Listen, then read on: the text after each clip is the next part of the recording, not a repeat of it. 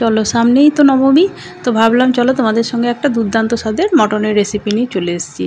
মানে খুবই ইজিভাবে হবে, অথচ কিন্তু টেস্ট হবে মানে একটা অসাধারণ অন্যরকম একটু টেস্টটা। ঠিক আছে, চলো এবার দেখো কিভাবে বানাচ্ছি। খুব সুন্দর, দেখে তো বুঝতেই পারছো না কালারটা বা কতটা গ্রেভি হয়েছে, তাই না? চলো এবার দেখো রেসিপিটা পুরোটা দেখো। প্রথমে দেখো কাঁচা লঙ্কা আর পোস্ত দিয়ে দেবে, ঠিক আছে? ওটা আলাদা করে বাটবো। আর এটাকে দেখো এখানে ধনে দিয়েছি 4টি, আর দিচ্ছি তোমার ওই যে কি বলে জিরে। এই দুটোকে কিন্তু আলাদা বাটা হবে, হ্যাঁ। আর এটা হচ্ছে তোমার গোটা গরম মশলা, ওইটা কিন্তু আলাদা বাটা হবে। খেয়াল রাখবে সবগুলো কিন্তু আলাদা আলাদা করে বাটবে। এবার চলো দেখো মটনটাকে আগে মেখে নেবো। বেশিক্ষণ মাখাতে হবে এখানে প্রয়োজন নেই, আগে থেকে বলে দিচ্ছি। আর সর্ষের তেলটা না অনেকটা দেবে, দেখে নাও কতটা দিয়েছি, অনেকটাই দিয়েছি, আন্দাজ মতো করে নিও। এবার নুন আর হলুদটা দিয়ে ভালো করে আরও কিছু জিনিস দেবো, তারপর মাখবো।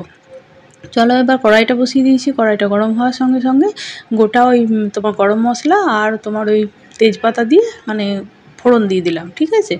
এবার মাংসের মধ্যে দিলাম ওইখানে তোমার মানে কাশ্মীরি লাল লঙ্কার গুঁড়ো, কালারটা ভালো হবে। আর এখানে অল্প সামান্য পেঁয়াজ দিয়ে আগে ভাজতে দিলাম। এই পেঁয়াজটা যতক্ষণ ভাজা হচ্ছে ততক্ষণ এটা আমি মেখে নিই।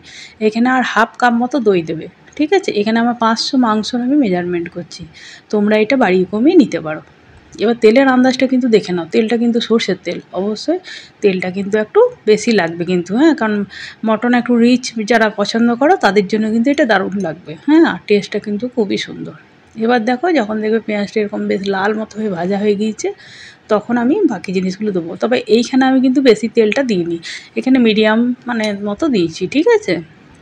ওইখানে যেহেতু তেলটা অনেকটা দেওয়া হয়েছে, এখানে এবার আমি পেঁয়াজ বাটা, তারপর তোমার আদা রসুন ওইগুলো দিয়ে একবারে, এই যে দেখো এখানে আদা আর রসুন দিয়ে একবারে ভেজে নিচ্ছি। আগে আদাটা দিলাম, পরেটা রসুনটা দিলাম, দিয়ে ভালো করে আগে ভেজে নিচ্ছি। আর তার আগে দিয়েছি পেঁয়াজ ঘষাটা, দিয়ে ভালো করে একটু ভেজে নেবো। তারপর বাকি মশলা দেবো, খুব বেশি এখানে মশলার প্রয়োজন এখন হবে না।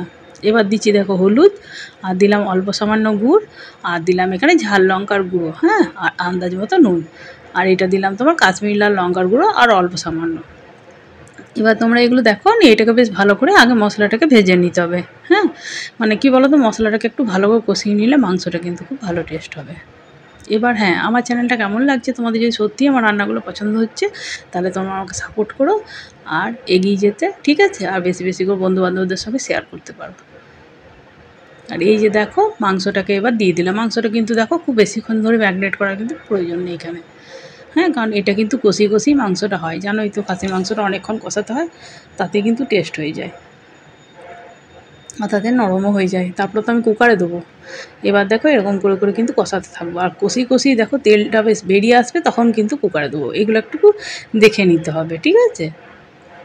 এই যে দেখো এরকম করে কিছুক্ষণ কষিয়ে কষিয়ে, এই যে দেখো একবার করে কিছুক্ষণ বাদে বাদে বাদে বাদে এসে এসে একটু করে কষিয়ে নিচ্ছি, তাহলে কি মাংসটা খুব সুন্দরভাবে সেদ্ধ হবে। আঁচটা মিডিয়ামে রেখো, দেখো মানে পুড়ে যাবে না তাহলে মশলাটা, ঠিক আছে, খেয়াল রেখো। আর তেলটা কিন্তু একটু বেশি দিও। আর আমার চ্যানেলটা যদি ভালো লাগে তো সাবস্ক্রাইব করো, যদি কারোর রান্নাটা সত্যিই খুব পছন্দ হচ্ছে তো তারা আমার চ্যানেলটাকে সাবস্ক্রাইব করো। তোমরা পাশে থেকো, তোমরা না থাকলে আমি এগোতে পারবো না। এটা হচ্ছে ওই ধনে আর জিরে যে বেটেছিলাম না, আলাদা করে বলেছিলাম, সেই জিরে বাটা ধনে বাটাটা। আর এটা হচ্ছে তোমার পোস্তটা। এবার এই দুটোকে আমি দেবো, দিয়ে এটা কখন দেবে জানো তো, হাফ পোর্শন দেখো তেল অনেক যখন বেরিয়ে এসছে কিছুক্ষণ কষানোর পর, মানে মোটামুটি আমি বলে দিচ্ছি মোটামুটি 15-20 মিনিট কি এরকম মতো কষাবে, তারপর কিন্তু এটা দেবে, খেয়াল রেখো, হ্যাঁ।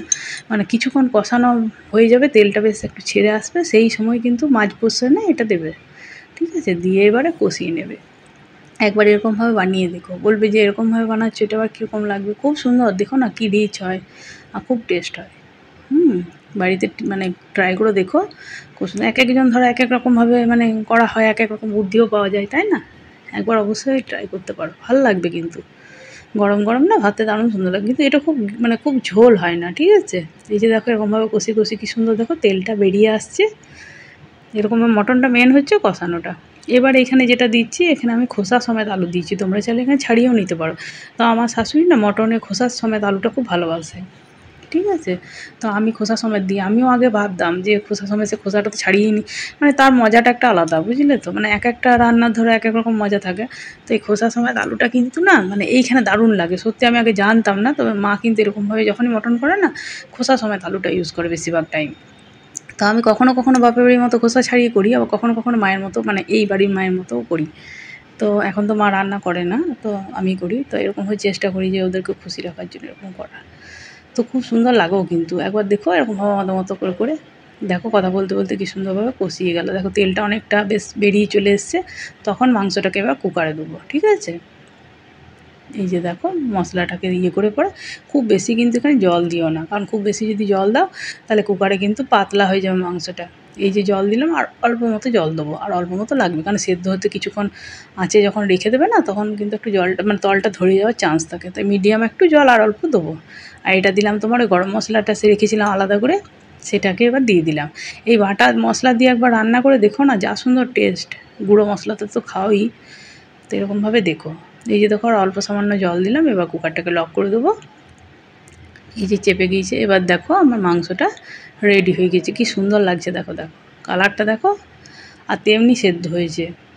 এই যে তোমাদেরকে সামনে থেকে দেখাচ্ছি, এবার দিয়ে দেখাচ্ছি, দেখো কী সুন্দর হয়েছে।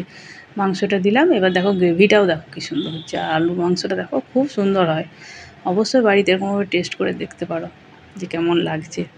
এই যে দেখো দিয়ে দিচ্ছি, ওই জন্য কত তেল, দেখো কতটা তেল ওপরে ভেসে উঠেছে দেখো মাংসটাতে। আর কালারটা দেখো কত সুন্দর হয়েছে, আর খুব সফট হয়, মানে যেহেতু দইটাও দেওয়া আছে তো দারুণ সফট হয়। হ্যাঁ, মানে এটা একটা অন্যরকমভাবে ট্রাই করে দেখতে পারো, কিন্তু খুব টেস্ট হবে। বাড়ি শুদ্ধ সবাই খুব আনন্দও পাবে। আর যারা আমার চ্যানেলটাকে এখনও সাবস্ক্রাইব করোনি, তাহলে ঝট করে চ্যানেলটাকে সাবস্ক্রাইব করো, বেশি বেশি করে শেয়ার করো বন্ধুদের সঙ্গে।